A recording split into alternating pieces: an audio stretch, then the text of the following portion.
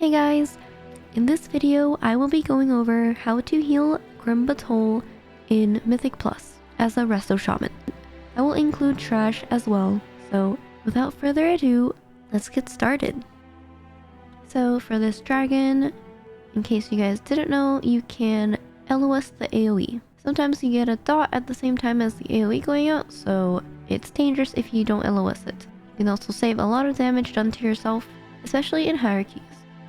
This dungeon has a lot of single target healing and curses, so you definitely want to take decurse. For these mobs, the mass tremor is the most dangerous, so if you notice that your group isn't kicking that, make sure you save your kick for it. On these packs, your tank gets absolutely destroyed, there's a huge bleed, and the mobs hit very hard. You do want to keep an eye on them, and I usually like to Riptide, Earth Shield, and spam cast healing surges on the tank.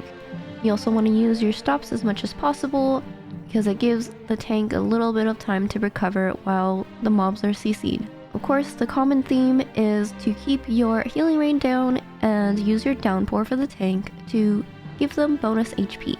Your healing rain also does a lot of damage, so it's basically a 2-in-1.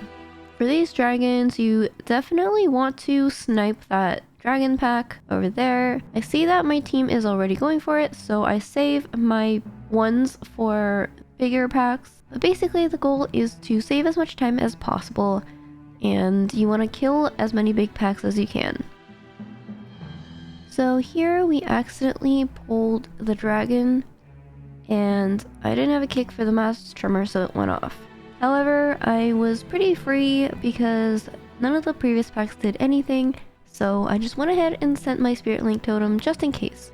On these first few areas, if you have a CD and your team is looking dire, don't be afraid to send them. I sent my Ascendants and my Spirit Link Totem there, and I was able to keep my team alive. Alright, so for the first boss, there's actually not much going out. All you need to do is survive this AoE, and you're pretty much set. Just make sure you go to the right section, you drop the earth spikes at the correct location, usually on the front and back ends of the platform. The tank will take a lot of damage on this fight, so you do want to keep an eye on them. Use the same kind of rotation, Riptide plus healing surges. Whenever you do have time, you want a lava burst so you can proc your Master of Elements and set up for a big healing surge on the next tank buster.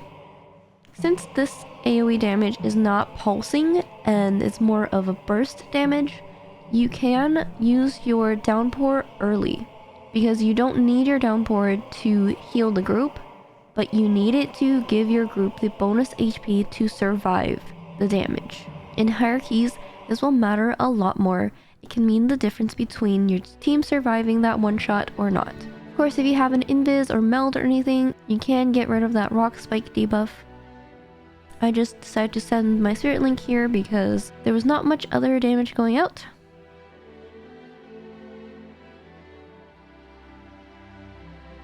On these trash packs, you just want to keep your team tops before the AoE damage goes out. This part also hurts the tank a lot, so make sure you keep an eye out on them. Don't be afraid to use your CDs here if you need to. They will be back up by the time you do the boss if you rotate them properly. I popped my Ascendants and my Healing Tide because we did 2 packs there just to be safe. We're just resetting the boss over here so we can clear this trash pack before we do the boss. Kicks are extremely important. You gotta make sure none of them go off because if they synchronize with the AoE damage, then you can possibly die. So yep, there you go, our tank actually died on this pull because he used all his defensives on the previous pull. It is extremely scary, and this is gonna be a common theme this season where you need to always be watching your tank when they don't have CDs up, and you need to know exactly which mobs are dangerous so that you can keep your tank safe. Alright, and for this boss, it's the same old AoE pulse damage for each AoE. You just want to send 1 CD for each. I'm using Healing Tide for this first one. Ideally, you want to have your healing rate on top of the group and be ready to downpour when that AoE goes out. You always want to have a healing stream totem down for the extra bonus passive healing. I used my Spirit Link for the second one, keeping healing rate down as well.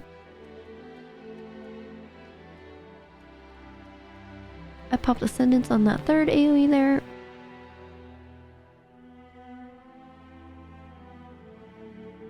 I still have my Ancestral Guidance, but it's my weakest CD, so my DK used his AMZ as well. If you're in a pug and you don't have communication, you want to track your team's defensives, and if they're not using any defensives, then you want to send your bigger ones. If they are using defensives, then you send your smaller one like AG. I didn't have anything for this one, so I called for personals. If you really need to, you can use your Nature Swiftness and your Totemic Recall for an extra healing stream totem. So on bosses where I don't really need the extra Earth Shield on one of the team members, I just send it on the tank, because it just gives them extra healing and keeps them safe. So on these next trash packs, you gotta make sure, once again, watch your tank.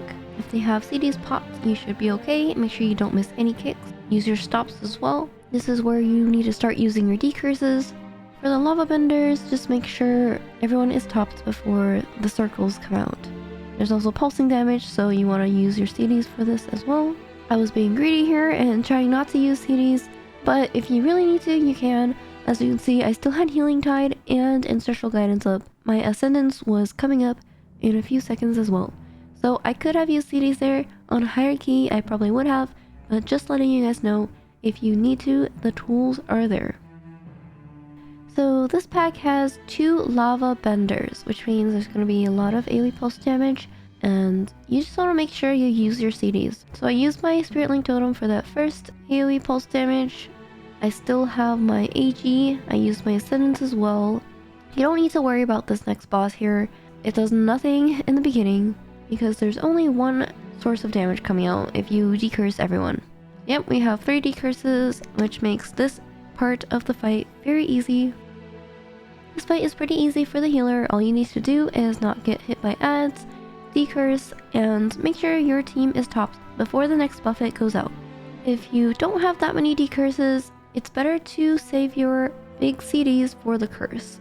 Decurse whoever is weakest at the moment, and use your CD like Healing Tide or Ascendance to keep the other ones topped until you have your decurse back up. Since we had 4 decurses in this group, I kind of just sent my CDs whenever, just to be lazy with healing. Alright, so here comes the hardest part of the trash, which is the Corruptor. So when you get a Corrupt on someone, if they don't have a defensive, you're gonna have to use your Nature Swiftness to top them off. You want to set up by putting an Earth Shield and a Riptide on that person if you can. If you don't have enough time, you have to just Riptide and go for it. So on the Mage, I didn't have enough time, so I had to Riptide and go for the Healing Surge spam. I don't know why I canceled my heal there and he died, but ideally you don't want to cancel your casts. If you feel like you need to, you can pop a CD, but ideally you want to save as much for the boss as possible, because this boss is not a joke. So I decided to use my defensive there to help myself. If it goes on your DK, they can just pre-AMS it and it just won't even go off, which is nice. On the double pack here, it's going to be a little trickier. You want to make sure you Lava Burst in advance to set up your Master of Elements. I had to spend that on my tank there. There's only one out so far. I just popped my Earth Ellie for more HP and healing myself. If they are synced up and going at the same time, that's when it's most dangerous. But right now, it's not that bad. If they somehow get synced up, you do want to just use your Spirit Link, because there's most likely no way you're going to heal 2 dots at once in a high key level. So since they were not synced up, I was able to heal one of them at a time and have my CDs up for the boss. So for this boss, you want to use your bigger CDs for later. This AoE pulse damage is not that bad, and you can generally heal with just your Healing Tide, which is not a big CD, and if you don't have that, you can just use Healing Streams and Downpour and spam chain heals. This Abyssal Corruption damage is where it's the hardest to heal, so you want to save Ascendance, Spirit Link, and your defensives for that. During the ad phase, make sure you stay near your tank, because if you get healing aggro, they will not be able to pick it up off you. The ads do hurt the tank a lot as well, so you do want to make sure they're topped whenever there is no AoE damage going out. For this one, I didn't use any of my CDs and I was still able to keep them alive. You kind of just have to use your own judgment know what CDs you have, and since there's 2 different kinds of damage going out on that fight, it's really easy to run out of CDs.